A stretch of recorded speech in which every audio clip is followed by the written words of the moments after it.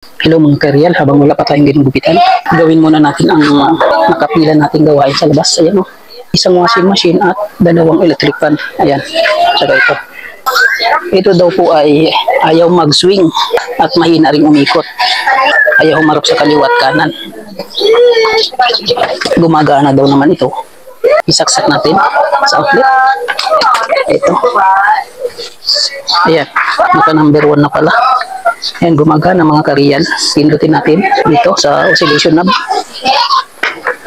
Ayaw mag-swing. Tama ang sabi ng may-ari, yan daw ang problema niya. Ayaw mag-swing. Pasensya na, maingay ang kapitbahay mga karyal. Medyo mahina na rin umikot yung number 1. Ihitin natin yung number 2. Ayan.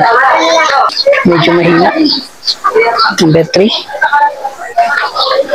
Yan, lumakas. Pero hindi normal ang lakas niyan sa number 3. At maalog siya. Oh. Hindi gumagana yung kanyang oscillation. Nakapindot naman yung knob. Pero, ayan o. Oh. Yan ang problema. Ayaw humarap sa kaliwa at kanan. Ang gagawin natin dyan, titingnan natin yung gearbox. Ang brand po nito ay Asahi. At titingnan din natin kung bakit medyo mahinang umikot ang kanyang LC. Okay? Bunutin ulit. At check upin natin ito. Ito mga karyal. Ito naman ay gumagana. Kaya walang problema sa motor. Baklasin lang natin ito para tingnan ang loob. At habang binabaklas ko po ito ay maraming salamat muli sa ating mga subscribers dyan na laging nakasubaybay at hindi nagsasawa sa panonood ng aking mga ginagawang videos sa pag-repair ng electric fan, washing machine, rice cooker, plancha, at iba pa. Limitado lang po ang aking nalalaman.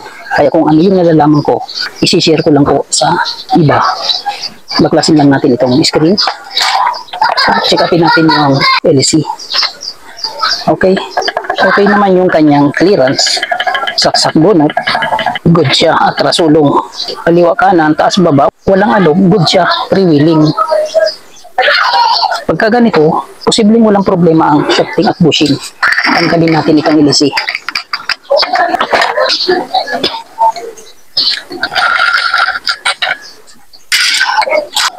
Tanggalin ang mga cover, harap at likod.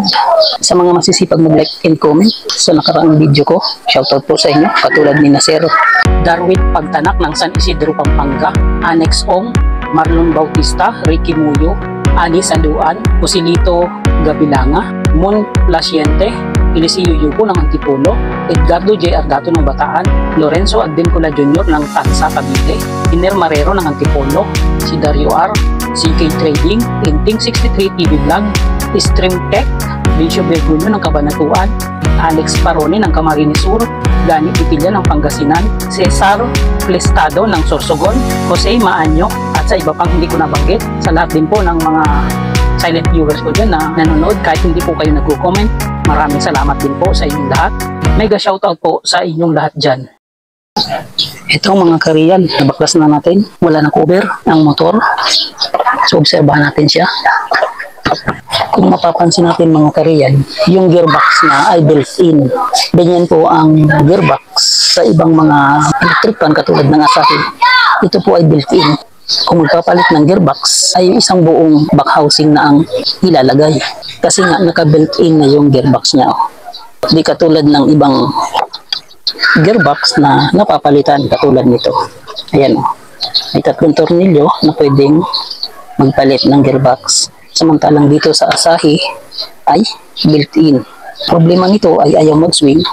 Ang problema niyan ay nandito. Madalas pong nangyayari sa mga ganitong klaseng electric fan ay nagagasgas yung pinion. Ito. Dito. Nahihirapan niya na umikot dahil medyo mabigat. Kaya madaling masira yung mga gear. Dumudulas siya dyan. Kaya hindi sumasama sa ikot at ayaw niyang humarap sa kaliwa at kanan. Sa ganitong klaseng error, dapat po ay magpalit po tayo dito ng pinion. Ito po yung pinion. Tanggalin natin ang kapasitor at mamaya natin i-check ang kapasitor kung siya ay mababa na ang value. Yan po ang dahilan kung bakit mahinang umikot ang LC. Check upin natin yan mamaya. Tanggalin muna natin itong cover ng gearbox at tingnan natin yung pinion. Ito mga karyal. Ayan o, medyo bungi-bungi na. Kaya dumudulas na dito sa gear. Dito. Ayan o, lost thread na. Wala po tayong available na pamalit sa ganitong klaseng pinion. Kaya ang gagawin po natin ay gagawa natin ito ng paraan. Subukan natin na palitan ng back housing katulad nito. Tingnan natin kung magiging compatible siya dito sa Asahi brand. Okay, pagbaklasin ko lang po ito at check upin ko na rin yung shifting bushing. Ano? Pagupit. Kaya mga kariyan, mamaya natin ituloy. May customer tayo sa gupit. Pagka scheduling gupit, hindi makasingit ang pag-repair ng tuloy-tuloy. Gupit muna tayo mga kariyal. So,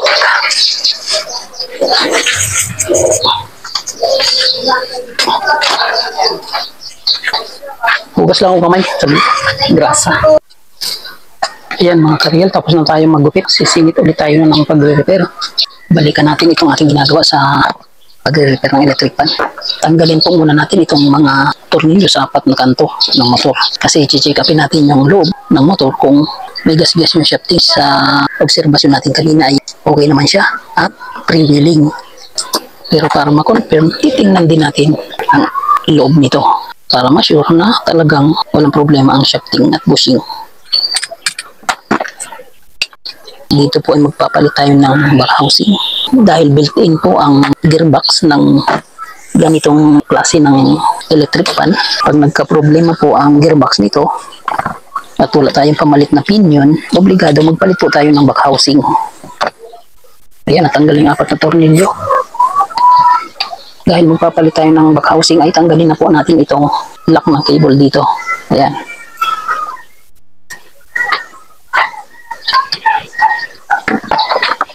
Tanggalin natin ang stator at papalitan ng back housing. Ito po yung rotor. Tingnan natin kung may gas-gas yung shafting. Sa tingin ko ay makinis pa ito at walang problema. Confirm na good pa yung shafting bushing nito. So ito po yung papalitan natin, ang back housing. At ito po ay nakasuot dito. Obligadong magtanggal po tayo ng connection dito sa switch. Puputulin po natin yung cable dito para matanggal yung pagkakasuot dito. Unahin natin dito. Tanggalin yung apat na screw.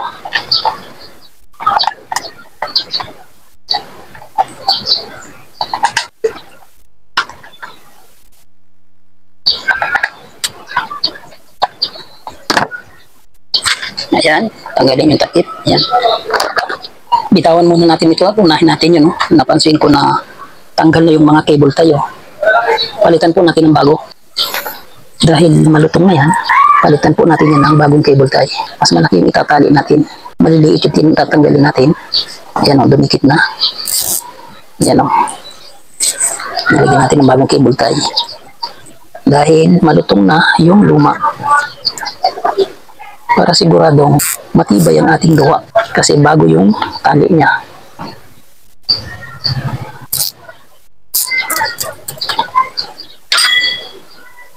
Tanggalin yung mga dulo.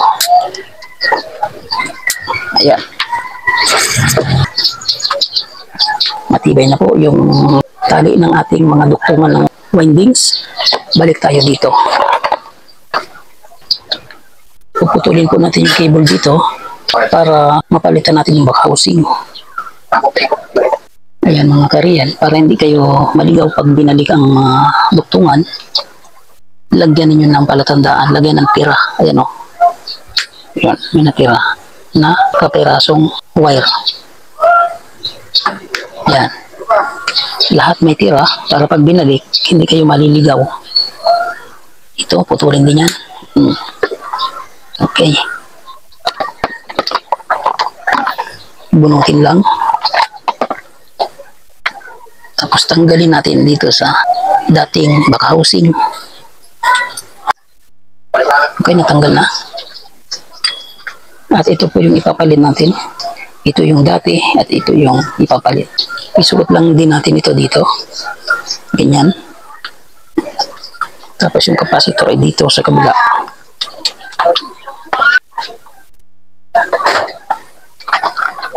Okay, ayan.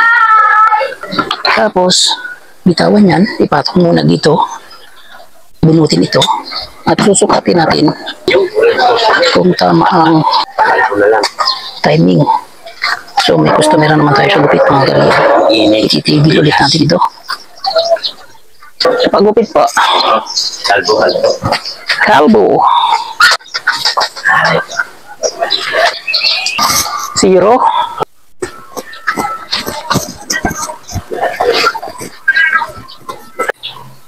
Ayan mga kareal, pasensya na kayo at kaliwat kanan ang ating mga biyayang dumadating. Lahat yan ay ating tatanggapin.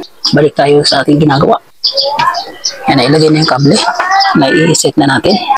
Susukatin po natin itong shafting bushing kung naka-align na yung spacing niya. Okay, tama naman yung pagkakatapat ng groove ng rotor doon sa gilid ng stator core. Ilagay natin yung front cover. Tingnan natin kung sakto na. Okay, sakto na yung spacing. Lagyan na natin itong langis.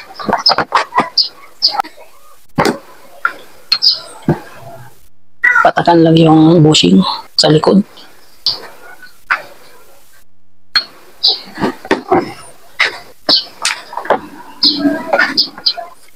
Ganun din yung bushing sa harap.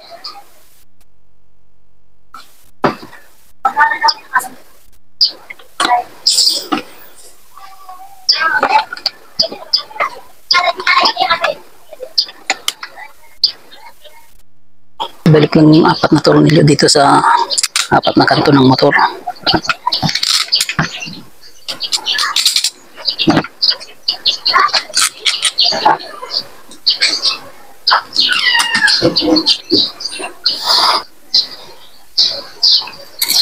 Yan, itaog dito para mas magandang trumabaho.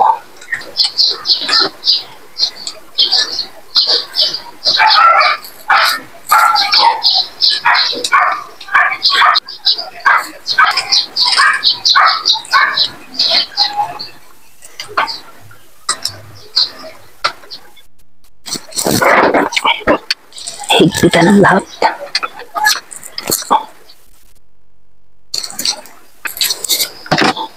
Tapos itong lock ng cable, ikabit dito. Para safe yung dugtungan doon. Kung sakali mahila ang kable nito. Yan. Safe na safe. Hindi mabubunot ang dugtungan.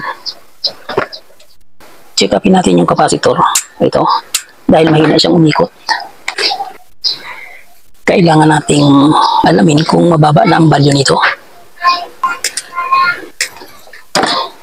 Dapat ang masukat po natin dito ay 1.5 microfarad. Medyo malabo ang pagkakasulat, pero 1.5 po ang nakalagay. 0.0 yung ating capacitance tester. Tingnan natin. 0.37 microfarad na lang, dapat ay 1.5. So mahina na po yan, hindi na halos makapagpaikot ng motor yan. Kaya papalitan po natin siya ng bago. Ang ipapalit po natin ay kaparehas din ito ang value, 1.5. So ito po yung bago. Tingnan natin kung sakto yung value niya. Yan, 1.52. Good po yung bagong ipapalit natin. Kaya pala medyo mahina ng umikot ang LC dahil mababa na ang value ng capacitor nito. Sa electric pa na ito, dalawang error po yung inayos natin. Una ay yung ayaw humarap sa kaliwa at kanan. Pinalitan natin ng back housing dahil wala tayong available na pinion. Isang buong back housing ang nilagay natin. At pangalawang error po ay yung medyo mahina ng umikot ang LC. Kaya papalitan din po natin ito ng capacitor. So sa video ito, dalawang error ng electric pan ang mariresolve natin.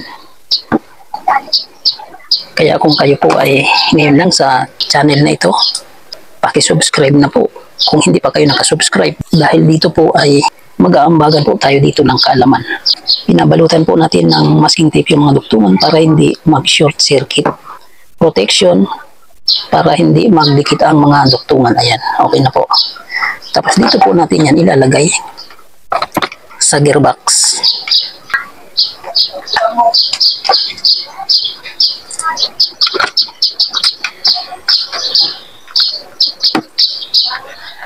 Ayan.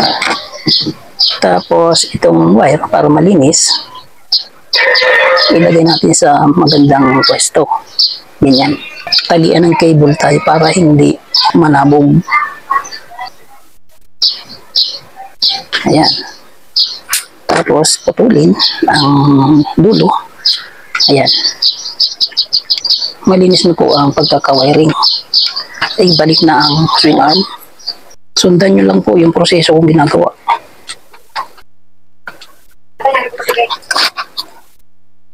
Dahil ganito lang po ang proseso patungkol sa pag-repair ko ng electric pan. Okay? Ngayon po ay ang kable ay ibalik natin kung saan ang nakalagay dati. Ito. Dito sa butas. Diyan dati nakasuot yan. Ibalik lang yan dyan. Ayan. Tapos balatan yung mga dulo ng wire. Dahil ihihinang ulit natin ang mga ito kung saan nakakabit dati. Ayan.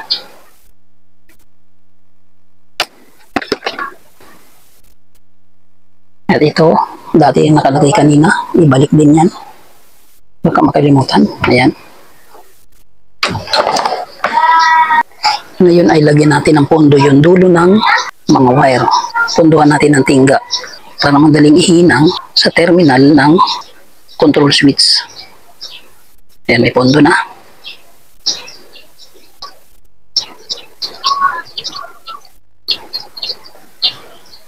Ito, hindi pala kita sa camera.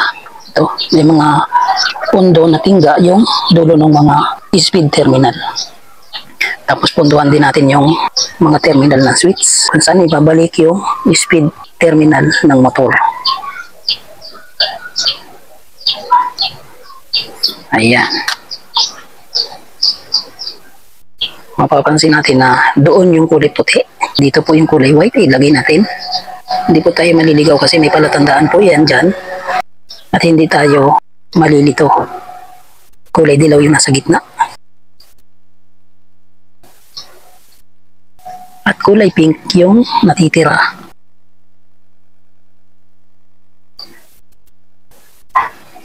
Okay, ganun lang po. Para hindi nalilito sa pagbalik ng mga duktungan.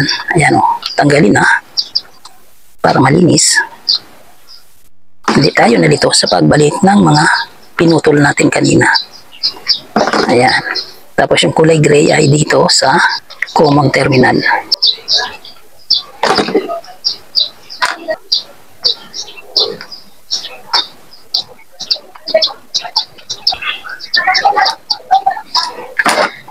Ilagay lang itong tinanggal natin na umbrella. Ipitin lang. Ayun. Nakakabit na ulit. Tapos, iipit lang ulit dito.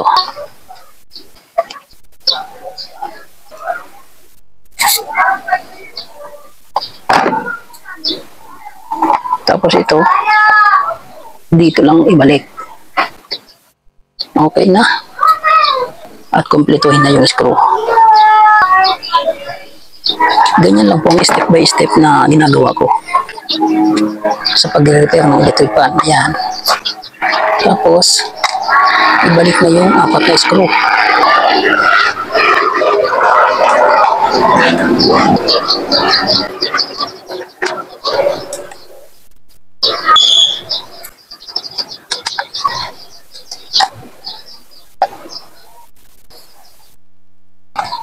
Okay na.